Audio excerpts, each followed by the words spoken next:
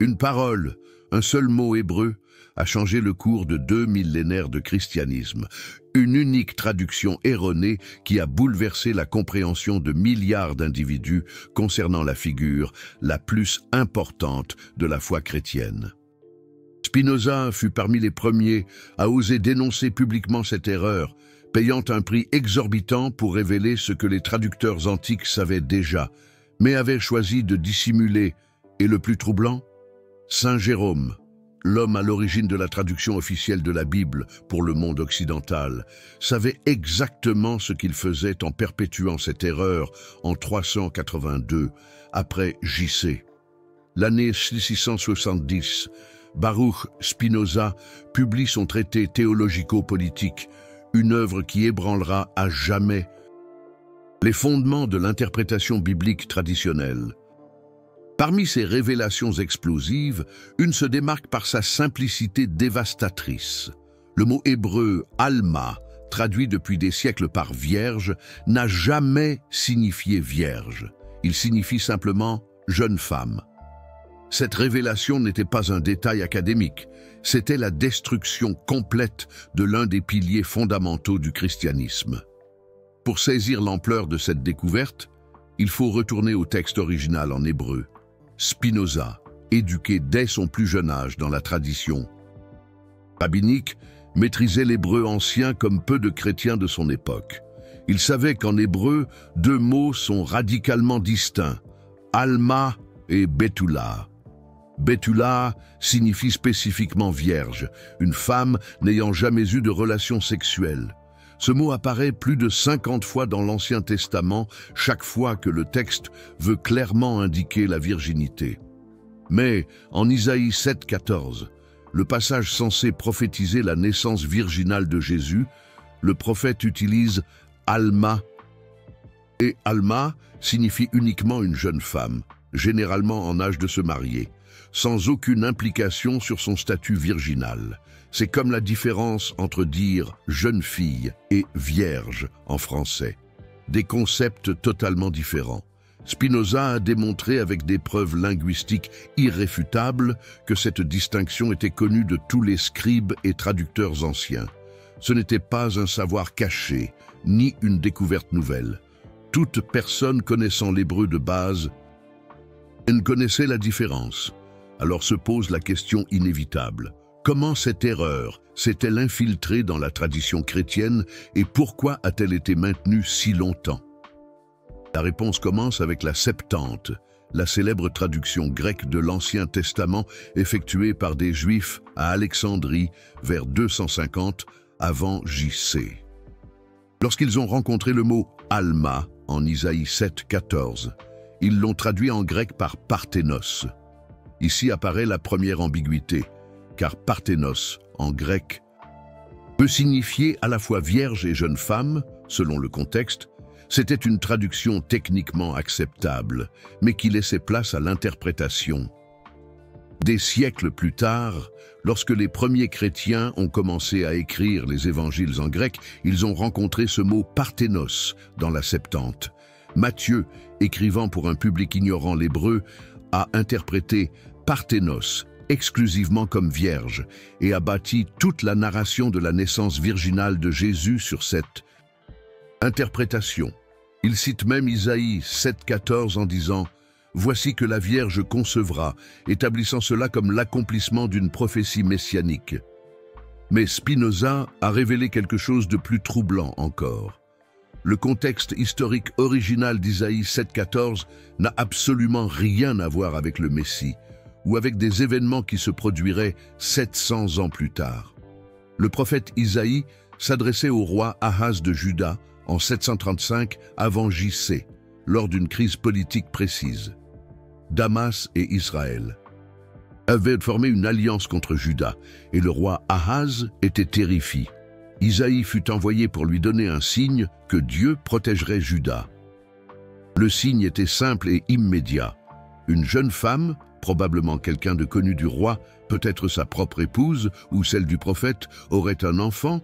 Avant que cet enfant ne soit assez grand pour distinguer le bien du mal, les royaumes ennemis seraient détruits. C'était une prophétie pour ce moment précis, pas pour un avenir lointain. L'accomplissement de cette prophétie est même relaté dans les chapitres suivants d'Isaïe, lorsque l'enfant mentionné naît. Cette interprétation n'est pas une invention de Spinoza. Les rabbins juifs eux-mêmes ont toujours compris le passage de cette manière.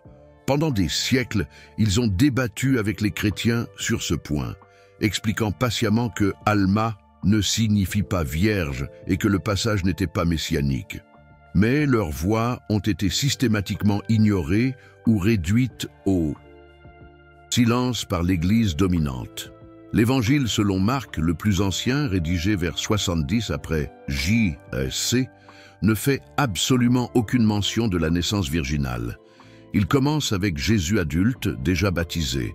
Pour Marc, l'origine divine de Jésus ne dépendait pas d'une naissance miraculeuse.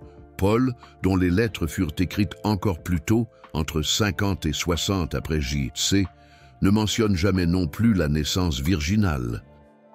Dans Galates 4.4, il affirme que Jésus est né d'une femme, utilisant une expression grecque qui désigne une naissance tout à fait normale.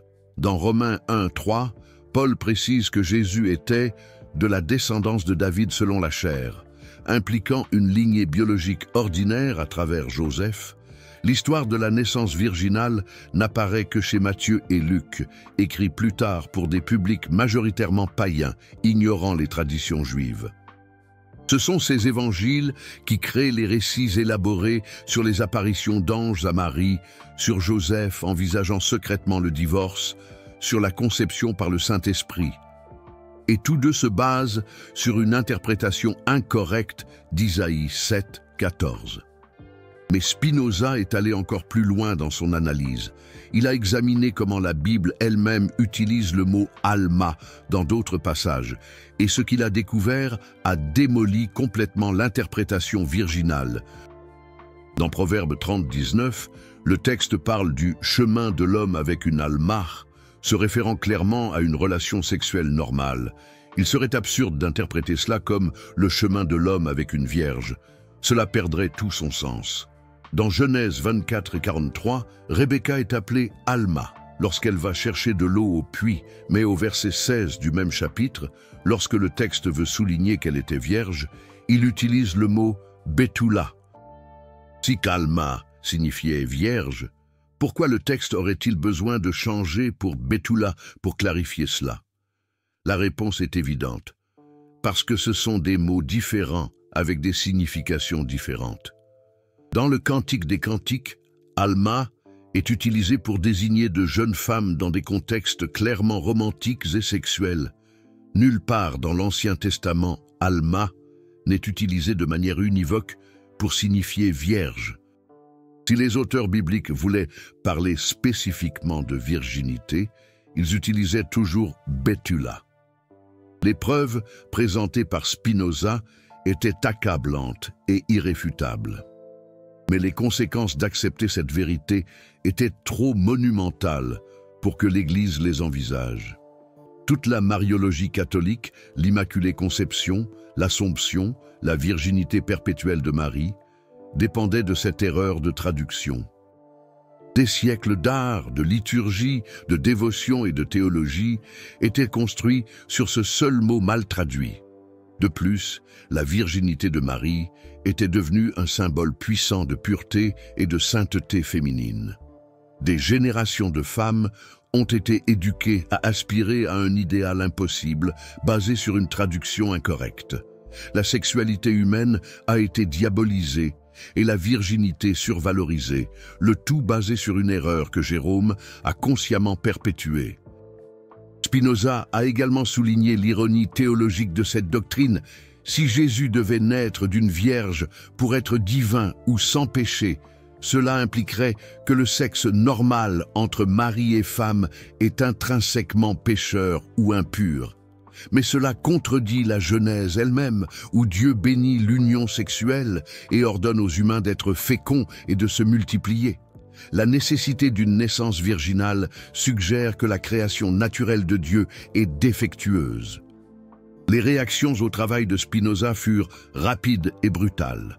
La communauté juive d'Amsterdam, craignant des représailles chrétiennes, l'a excommunié avec le type de bannissement le plus sévère, le hérem. Ses œuvres ont été placées dans l'Index Librorum Prohibitorum de l'Église catholique, la liste des livres interdits. Il a été contraint de vivre sous un pseudonyme, changeant constamment de lieu pour éviter les persécutions. Mais Spinoza ne s'est pas repenti. Selon ses propres mots, « Je ne regrette rien. Si je devais recommencer, j'écrirais les mêmes choses, seulement avec encore plus de clarté. » Il croyait que la vérité textuelle et historique était fondamentale pour toute foi authentique. Construire des doctrines sur des erreurs de traduction, c'était construire sur du sable. Ce qui est fascinant, c'est que de nombreux érudits chrétiens modernes reconnaissent privément que Spinoza avait raison.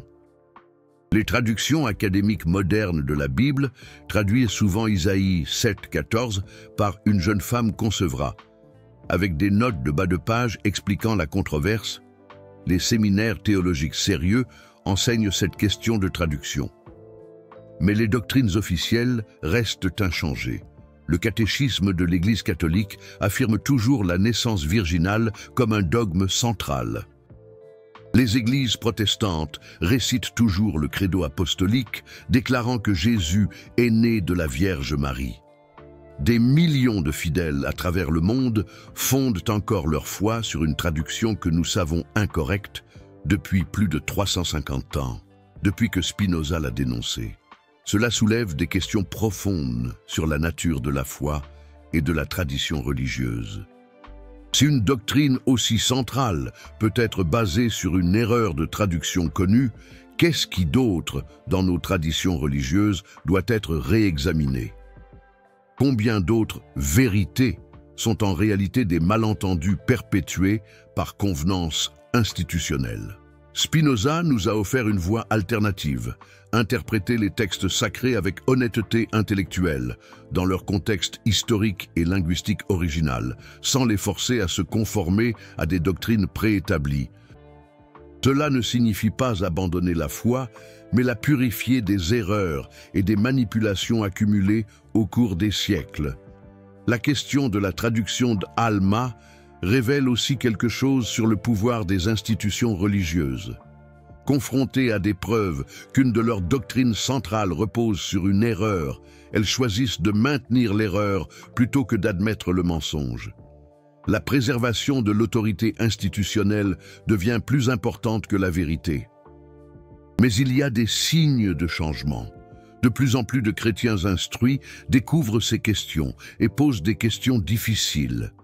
Internet a rendu impossible de cacher des informations qui étaient autrefois réservées aux séminaires et aux bibliothèques universitaires. La vérité que Spinoza a risqué sa vie pour révéler atteint enfin les masses. Curieusement, accepter que Marie n'était pas vierge au sens biologique ne diminue pas nécessairement l'importance théologique de Jésus. De nombreux théologiens progressistes soutiennent que la divinité de Jésus ne dépend pas de la façon dont il a été conçu, mais de qui il était et de ce qu'il a enseigné. La naissance virginale peut être considérée comme une métaphore théologique plutôt qu'un fait biologique. En effet, un Jésus né de manière entièrement humaine pourrait être théologiquement plus significatif.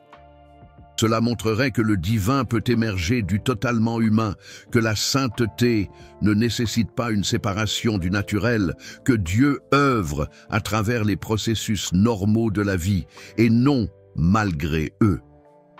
Spinoza nous rappelle également que les auteurs bibliques étaient des produits de leur époque et de leur culture. Ils utilisaient les langages et les concepts disponibles pour exprimer de profondes vérités spirituelles.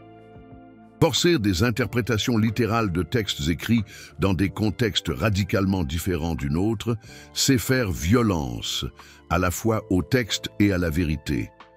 Le courage de Spinoza à dénoncer cette erreur de traduction ne provenait pas d'un désir de détruire la foi, mais de la purifier. Il croyait qu'une foi fondée sur la vérité était plus forte qu'une foi basée sur l'erreur, aussi ancienne ou vénérée soit-elle. Comme il l'a écrit, la vérité est le critère d'elle-même et du faux. L'héritage de Spinoza sur cette question dépasse la simple correction d'une erreur de traduction. Il nous a enseigné l'importance de la pensée critique, même en matière de foi, le courage de remettre en question les autorités établies et l'intégrité de la recherche de la vérité, même lorsqu'elle est inconfortable ou dangereuse. Aujourd'hui, plus de 3 siècles plus tard, la question de Alma versus Betula demeure un test décisif. Pas seulement un test de connaissance biblique, mais un test d'honnêteté intellectuelle. Sommes-nous prêts à accepter que des traditions millénaires puissent être erronées? Avons-nous le courage de suivre l'épreuve, où qu'elle nous mène? Pour Spinoza, la réponse était claire. La vérité, aussi dérangeante soit-elle, est toujours préférable à l'erreur confortable. Et la vérité sur Isaïe 7,14, c'est qu'il n'a jamais parlé d'une vierge. Il a parlé d'une jeune femme qui aurait un enfant, comme signe pour le roi Ahaz de Juda. Tout autre interprétation est une imposition postérieure, peu importe le nombre de siècles de traditions qui la soutiennent. Le plus ironique, c'est que les Juifs, le peuple qui a préservé ces textes hébraïques pendant des millénaires, ont toujours connu la vérité. Ils n'ont jamais interprété Isaïe 7,14 comme une prophétie messianique sur une naissance virginale. Pour eux, il a toujours été évident qu'Alma signifiait « jeune femme ». Il a fallu des siècles de réinterprétation chrétienne pour transformer un simple mot hébreu en l'un des plus grands malentendus de l'histoire religieuse. Mais approfondissons encore cette question, car Spinoza ne s'est pas arrêté là. Il a méticuleusement étudié chaque utilisation du mot « Alma » dans le texte hébraïque, créant un catalogue complet qui anéantirait toute tentative de défendre la traduction virginale. Dans les psaumes 68, 25, par exemple, Alamoth, pluriel de Alma, est utilisé pour décrire de jeunes femmes jouant du tambourin dans une procession. Il n'y a clairement aucune implication de virginité ici. Ce sont simplement de jeunes femmes participant à une célébration religieuse. Plus révélateur encore, le fait que lorsque la Bible veut vraiment souligner l'importance de la virginité, elle n'utilise pas seulement Betula, mais ajoute souvent des explications pour le laisser absolument clair. Dans Juge 21, 12. Par exemple, le texte dit « 400 jeunes filles vierges, Betula, qui n'avaient point connu homme ». Si Betula seule signifiait sans équivoque vierge, pourquoi serait-il nécessaire d'ajouter « qui n'avait point connu homme » La réponse est que même Betula pouvait avoir des nuances, mais lorsque la virginité était cruciale, le texte hébraïque le précisait toujours explicitement. Spinoza a également examiné les Targums, les anciennes traductions araméennes des écritures hébraïques utilisées dans les synagogues. Ces traductions, faites par des Juifs pour des Juifs, traduisent systématiquement « Alma » dans Isaïe 7,14 par Ulemta en araméen, ce qui signifie simplement « jeune femme », sans aucune connotation de virginité. Si les Juifs eux-mêmes, qui parlaient araméen à l'époque de Jésus, ne voyaient pas de virginité dans ce passage, comment pouvons-nous insister sur le fait qu'elle y était? Un autre aspect fascinant que Spinoza a exploré est la généalogie de Jésus présentée dans les évangiles. Matthieu retrace la lignée de Jésus à travers Joseph, énumérant soigneusement 42 générations depuis Abraham. Luc fournit également une généalogie à travers Joseph, bien que différente de celle de Matthieu. Mais si Joseph n'était pas le père biologique de Jésus, pourquoi ces généalogies? Pourquoi établir si soigneusement une lignée davidique à travers quelqu'un qui n'avait apparemment aucun lien biologique avec Jésus? La réponse est que les premiers chrétiens juifs, ceux qui connaissaient Jésus personnellement, n'avaient aucune notion de naissance virginale. Pour eux, Jésus était le Messie parce qu'il était descendant de David à travers Joseph, son père biologique. L'idée de la naissance virginale a été une addition postérieure, créé pour des publics grecs et romains, qui étaient familiers avec des histoires de Dieu engendrant des enfants avec des femmes mortelles. Spinoza a également souligné les contradictions dans les récits mêmes de la naissance dans les évangiles. Matthieu raconte l'histoire du point de vue de Joseph. L'ange lui apparaît, il prend les décisions. Marie est presque une figure passive. Luc raconte du point de vue de Marie, l'ange lui apparaît. Elle rend visite à Élisabeth. Joseph est presque accessoire. Ce ne sont pas seulement des perspectives différentes de la même histoire. Ce sont des histoires fondamentalement différentes, créées indépendamment pour servir des objectifs théologiques différents. Plus troublant encore, Spinoza a remarqué que les propres frères et la famille de Jésus ne croyaient pas en lui pendant son ministère. Jean 7, 5 dit explicitement « Même ses frères ne croyaient pas en lui ». Marc 3, 21 rapporte que sa famille a essayé de l'emmener parce qu'il pensait qu'il avait perdu la raison. Si Marie avait vraiment connu une conception virginale, des anges et tous les miracles rapportés dans les récits de la naissance, comment elle et ses autres enfants pourraient-ils douter de Jésus? La réponse évidente est que ces histoires miraculeuses sur la naissance n'existaient pas encore. Elles ont été créées plus tard, lorsque la famille de Jésus n'était plus là pour les contredire. Le travail de Spinoza a également révélé comment la doctrine de la naissance virginale a évolué au fil du temps. Dans les premiers écrits chrétiens, Marie est simplement mentionnée comme la mère de Jésus. Puis, elle devient la mère vierge. Ensuite, elle devient toujours vierge, même après la naissance. Enfin, elle devient elle-même immaculément conçue, née sans péché originel. Chaque génération a ajouté des couches supplémentaires de pureté et de divinisation, s'éloignant de plus en plus du simple « Alma » d'Isaïe. Cette évolution doctrinale a eu des conséquences profondes pour la culture occidentale. La survalorisation de la virginité féminine, l'association de la sexualité au péché, l'idéalisation impossible de la maternité virginale. Tout cela a façonné les attitudes envers les femmes, le sexe et la famille pendant 2 millénaires. D'innombrables femmes ont souffert sous le poids de la tentative de vivre selon un idéal basé sur une erreur de traduction. Spinoza a également exploré comment d'autres cultures et religions de l'Antiquité avaient leurs propres histoires de naissance virginale. Persée est née de Danaé lorsque Zeus l'a visitée sous forme de pluie dorée. Alexandre le Grand a été prétendument conçu lorsqu'un éclair divin est entré dans le ventre de sa mère. Bouddha est né du côté de sa mère sans entacher sa virginité. Ces histoires étaient courantes dans le monde antique, comme moyen d'attribuer une origine divine à des figures importantes. Le christianisme primitif, en compétition acharnée pour gagner des convertis dans ce contexte tumultueux, avait besoin de sa propre histoire de naissance miraculeuse. Mais au lieu d'en créer une de toutes pièces, il a réinterprété Isaïe 7,14, transformant Alma en vierge et bâtissant sa narration sur cette base.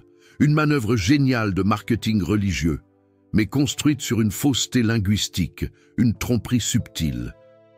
Un des aspects les plus audacieux du travail de Spinoza fut sa volonté d'appliquer une analyse rationnelle à des textes considérés comme sacrés. Pour lui, la Bible devait être étudiée comme n'importe quel autre texte antique, en examinant son langage, son contexte historique, son développement textuel et ses contradictions internes. Cette approche, révolutionnaire pour son époque, est désormais la norme dans les études bibliques académiques. Mais à l'époque, cela était révolutionnaire, voire hérétique. Mais Spinoza alla au-delà de la simple analyse textuelle. Il mit en question la notion même de révélation divine et de texte sacré infaillible. Si Dieu voulait vraiment communiquer des vérités éternelles à l'humanité, argumentait Spinoza, pourquoi le ferait-il par le biais de textes ambigus, dans des langues mortes, sujets à des erreurs de copie et de traduction. Pourquoi ne pas graver ces vérités directement dans le cœur humain, de manière qu'elles ne puissent être mal interprétées? La réponse de Spinoza était radicale. Les textes bibliques ne sont pas une révélation divine directe, mais des témoignages humains d'expérience et de réflexion spirituelle. Ils contiennent de la sagesse et des éclairs de génie, mais aussi des erreurs, des contradictions et les limites de leurs auteurs humains. Les traiter comme infaillibles est une erreur catégorique qui conduit à des absurdités, comme celle de fonder des doctrines centrales sur des erreurs de traduction. Une erreur qui a de lourdes conséquences. Cette vision coûta cher à Spinoza. L'érémie prononcée contre lui par la synagogue d'Amsterdam en 1656 fut la plus sévère jamais enregistrée. Il fut maudit de toutes les malédictions écrites dans le livre de la loi. Personne ne pouvait lui parler. Et faire des affaires avec lui, ou s'approcher à moins de 4 coudées. Ses propres proches furent obligés de le renier. Il n'avait que 23 ans. Imaginez l'isolement, l'abandon. Mais Spinoza persévéra, se soutenant en polissant des lentilles pendant qu'il développait sa philosophie révolutionnaire. Il refusa une chaire universitaire parce qu'elle exigeait qu'il modère ses opinions. Il refusa une généreuse pension de Louis XIV car elle était assortie de conditions. Il choisit la pauvreté et l'indépendance plutôt que le confort et le compromis. Un choix courageux, presque insensé, le traité théologico-politique, où il expose la question de Alma, fut publié anonymement avec un faux lieu de publication. Malgré cela, il fut rapidement identifié comme l'œuvre de Spinoza et banni dans toute l'Europe. Des exemplaires étaient que de passer en contrebande et vendus clandestinement. Le lire pouvait entraîner une arrestation, ou pire. Mais les idées ne pouvaient être contenues. Elles se propageaient malgré la censure. L'impact de Spinoza sur la question de la naissance virginale fut profond, mais lent. Il fallut des siècles pour que ces idées soient largement acceptées dans les milieux académiques. Aujourd'hui, pratiquement tous les spécialistes bibliques sérieux reconnaissent que Alma ne signifie pas vierge et qu'Isaïe 7,14 n'était pas une prophétie messianique. Mais les institutions religieuses continuent à résister à cette vérité. Une résistance tenace, un refus de remettre en question des dogmes ancestraux. Vatican II, le grand concile modernisateur de l'Église catholique dans les années 1960, eut l'occasion d'aborder cette question. Certains théologiens progressistes suggérèrent de réinterpréter la naissance virginale de manière symbolique plutôt que littérale. Mais les conservateurs l'emportèrent et le dogme resta inchangé. La vérité historique et linguistique fut sacrifiée sur l'autel de la tradition, une tradition inflexible. Les églises protestantes, malgré leur adhésion supposée au principe de sola scriptura, seule l'écriture, refusent également d'abandonner la doctrine de la naissance virginale. Elles préfèrent ignorer ce que l'écriture dit réellement en hébreu et maintenir une traduction incorrecte, car l'abandonner serait admettre des siècles d'erreurs. Un aveu difficile. Pendant ce temps, de nouveaux mouvements chrétiens continuent d'émerger, beaucoup d'entre eux construisant leur théologie sur la même fondation défectueuse, pentecôtiste, charismatique, évangélique. Tous acceptent la naissance virginale comme une vérité inquestionnable, sans jamais examiner les preuves linguistiques que Spinoza a exposées il y a plus de 350 ans. Un aveuglement volontaire. Mais il y a des signes d'espoir. De plus en plus de chrétiens instruits découvrent ces questions par eux-mêmes. Internet a démocratisé l'accès à des informations autrefois réservées aux séminaires et aux bibliothèques spécialisées. De jeunes chrétiens posent des questions que leurs églises ne peuvent ou ne veulent pas répondre. Un espoir pour l'avenir. Certains théologiens courageux suivent l'exemple de Spinoza, appliquant l'honnêteté intellectuelle à l'étude biblique. Ils reconnaissent qu'accepter des erreurs historiques et linguistiques ne renforce pas la foi mais l'affaiblit. Une foi qui exige que ses adhérents ignorent les preuves n'est pas de la foi, c'est de la superstition. Une distinction cruciale. L'héritage de Spinoza sur cette question est clair. La vérité importe.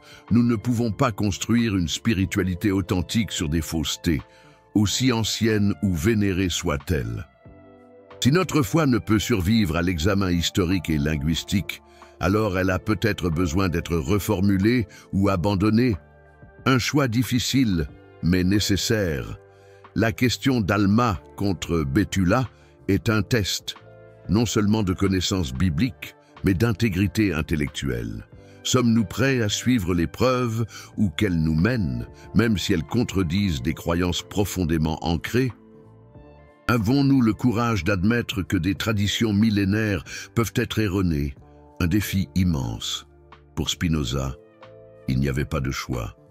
La vérité était sa valeur suprême. Comme il l'a écrit, l'homme libre pense moins que tout à la mort, et sa sagesse est une méditation non de la mort, mais de la vie. Vivre véritablement, c'est vivre dans la vérité, aussi inconfortable soit-elle, une philosophie de vie. L'ironie finale est qu'accepter la vérité sur Alma ne doit pas détruire la foi chrétienne. Elle peut, en fait, la renforcer.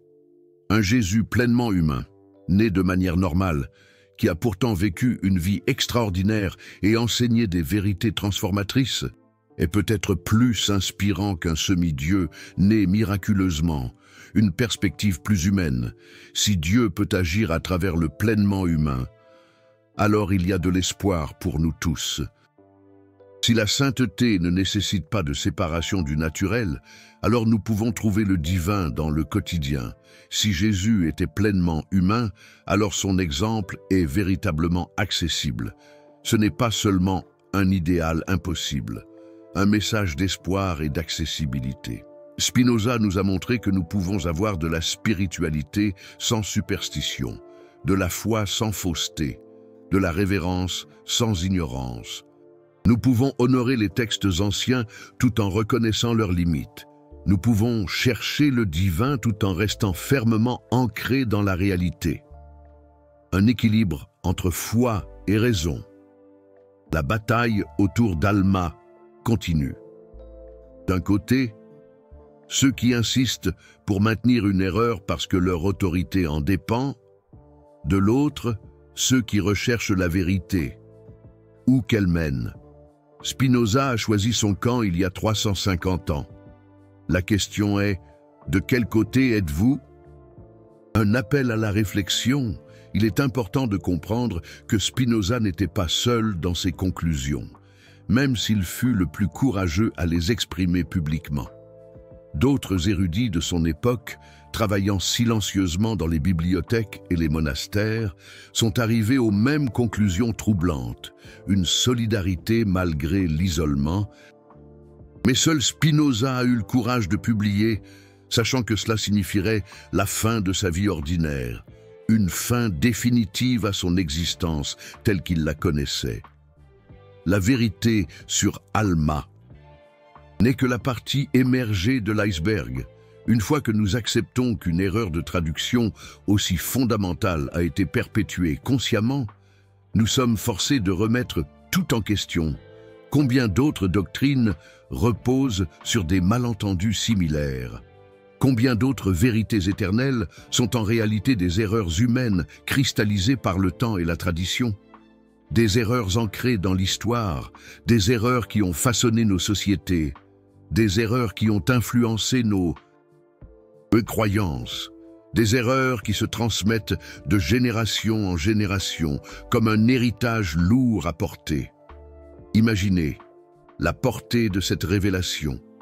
Imaginez l'impact de cette découverte sur la compréhension de nos fondements spirituels. Imaginez le courage qu'il a fallu à Spinoza pour défier le consensus établi, pour remettre en question les dogmes, pour exposer les failles d'un système de croyances. Un système qui, pendant des siècles, a imposé sa vérité, sa version des événements, sa lecture. Biaisé des textes sacrés, Spinoza, figure emblématique de la pensée critique, un homme qui a osé défier l'autorité, un homme qui a préféré la vérité brute, même si elle était douloureuse, même si elle était dangereuse, à la sécurité du conformisme, à l'acceptation aveugle des dogmes, son audace intellectuelle, sa quête incessante de vérité, nous interpellent aujourd'hui encore, nous invitent à la réflexion, nous poussent à remettre en question nos propres certitudes. Si cette révélation de Spinoza a transformé votre compréhension des origines du christianisme, si elle a ébranlé vos convictions, si elle a suscité en vous une profonde réflexion, considérez soutenir cette exploration de la vérité avec un super thanks. Commentez Alma si vous croyez que la vérité historique devrait être enseignée, même lorsqu'elle contredit des dogmes établis, même si cela signifie affronter des vérités inconfortables, même si cela implique de remettre en question le système. Une vérité brute, une vérité puissante, une vérité qui dérange mais qui libère.